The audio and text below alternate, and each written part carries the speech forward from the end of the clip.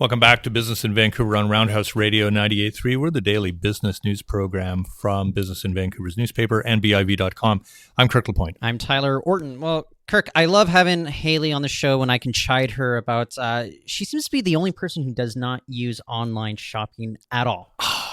I know. How do you not do that? But this Amazon effect, this worries me that she's not using the internet for research and journalism, or it doesn't have a mobile phone, or I've been texting her all about that, but she hasn't been responding. I don't know why. Maybe she's the lack of mobility, trapped in the mid 20th century somewhere. I don't know. But you know what? If we go back in time, before this Amazon effect was taking hold, it is a very different scene for the retail industry here in Canada. But right now, we have Mark Startup. He's a vice president of My Store. He's from the Retail Council of Canada. And he's talking about how these independent retailers are doing right now. Mark, I want to thank you for joining us on the show. It's great to be here. Thank you. So tell us a little bit about what you were doing with this My Store and how you can have kind of a bigger impact on the challenges that the retail sector in Canada is facing right now. My Store is a division of Retail Council of Canada. Retail Council of Canada is a national retail association. We are the voice of retail. We're primarily an advocacy group. We represent retailers of all sizes, types, formats, channels. We represent pure online retailers. We represent brick and mortar. And My Store is a dedicated community within the Retail Council Association, which focuses on the needs and the aspirations and the growth of independent retail in Canada. What's the big challenge that they're facing right now? Is it from big retailers, those big retail giants that are taking up half the mall, or is it from, like I said, maybe Amazon, other e-commerce companies that are taking up a lot of the marketplace that people used to have? All of the above. Okay. You can take a look at to dissect those questions. You need to go further into the category that the independent retailer is in, their format, their location. Are they street front? Are they primarily a mall retailer? And you also look at the extent or at what point they are in their life cycle when it comes to adopting technology or embracing technology as part of their offer to the customer. So what is My Store trying to do? Which problems do you believe it can mitigate here? Well, we're primarily a government relations, government policy advocacy group.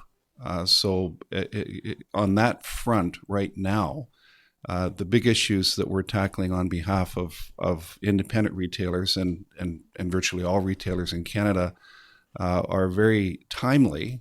To the extent that last week we had the first look at what the NAFTA negotiation or the principles of the NAFTA deal are going to be.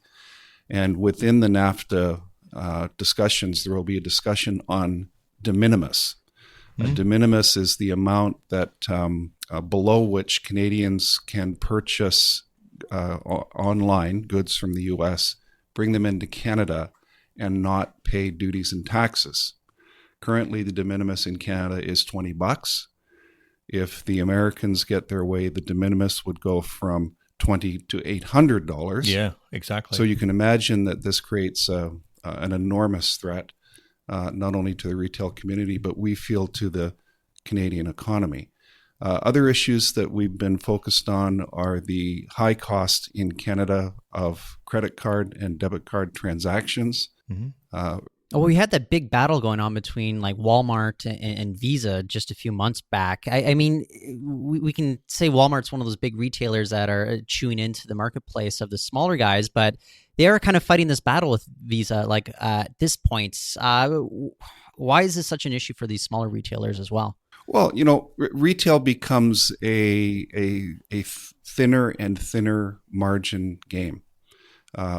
Any business input that a merchant can get a cost reduction on or an efficiency around is absolutely vital to their bottom line profitability. Mm-hmm. So when you have card companies, which really is a way to describe the banks, the payment processors, the issuing brands, Visa, MasterCard, and so forth, charging among the highest rates in the world for merchants to accept those cards from their customers, something's not right. Yeah.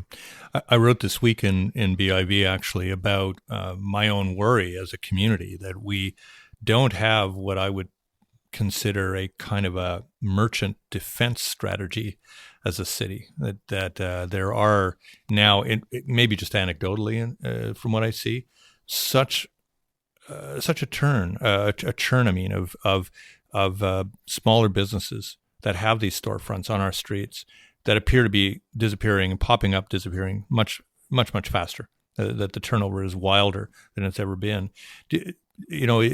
Is part of what my store is doing here, also trying to give those merchants a couple of extra forms of insulation from what appears to be some very difficult market circumstances that they often face in a community. Yeah, I read that article and it really struck a chord. And I know that the notion that the independent retail merchant, independent retailer is being squeezed and pressured out of Main Street because of the high cost of land is a very timely issue, not only in Vancouver, but and Toronto, where we have huge escalation in property values.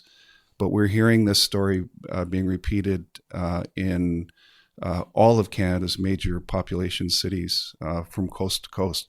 The cost of land is generating a cost in rents that are unsustainable when you take a look at the top line growth that retailers are getting. Well, and when they're up against the behemoths online that offer. I mean, I think a number of people would be going into a local store, taking a look at the goods, going back home, getting online and ordering them from other places, and I mean those types of things. That alone is pretty pernicious. Well, there's another element to this that is very troublesome, and on two fronts. One is as online shopping continues to grow as a percentage of total purchasing, it kind of pushes out of whack the ways in which, or the way in which Canadians decide to tax commercial land. Yes, right. So we have high tax land in urban centers with different presumptions that merchants are paying exorbitant rates for. Yet at the same time, those same merchants are increasing their sales online. And so the provision of that land really on which the brick and mortar store sits has nothing to do with the generation of those sales, yet the landlord is charging rents based on total sales. Predicated on something that isn't really his own doing somehow. Yeah, total brick and mortar. Yeah, so the landlord has the argument, I presented the location, and we've heard over centuries that location is the primary element. The online retailing kind of puts that precedent out of whack a little bit. Mm-hmm. So governments need to be paying attention here in terms of how they're taxing, particularly the independent retailers and service providers that are the heart and soul and the essence of these local communities that Canadians cherish. Okay, but you do bring up the fact that we are seeing an increase in online sales from these independent retailers. How adept are they at, adopting these new technologies? Are there challenges that they're still facing when it comes to competing with, say, the Amazons or, other big e-tailers that are out there? Well, certainly. So the pure online pioneers like eBay and now Amazon, we learned today that Jeff Bezos is now the world's richest man. Yeah. And so it's a formidable, powerful element in the economy. Let's not forget that many retailers are in partnership with Amazon in selling their inventory. Amazon Marketplace through the Amazon Marketplace. Yeah. That doesn't make it right because there's still a tremendous amount of power there.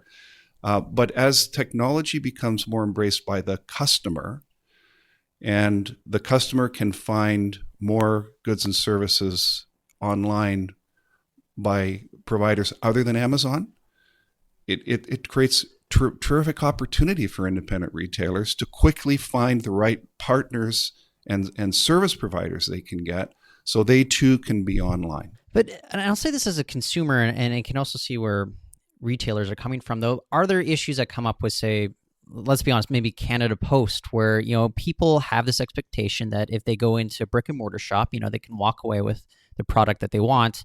If you're going through online sales, you might be waiting a little bit longer than you'd like. You're paying a little bit more to get it shipped to you.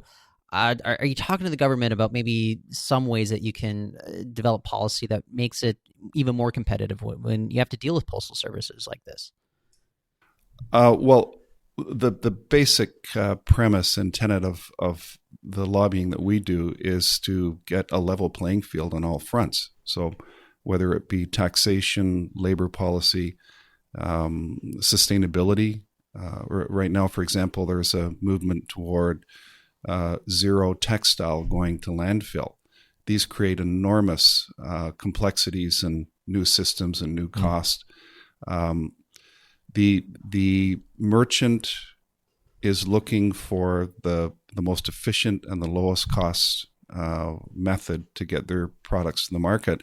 And if you've raised Canada Post in your question, so I can tell you that in that competitive arena, I have heard more frequently lately that merchants are generally happy with the service and the offers they're getting from Canada Post,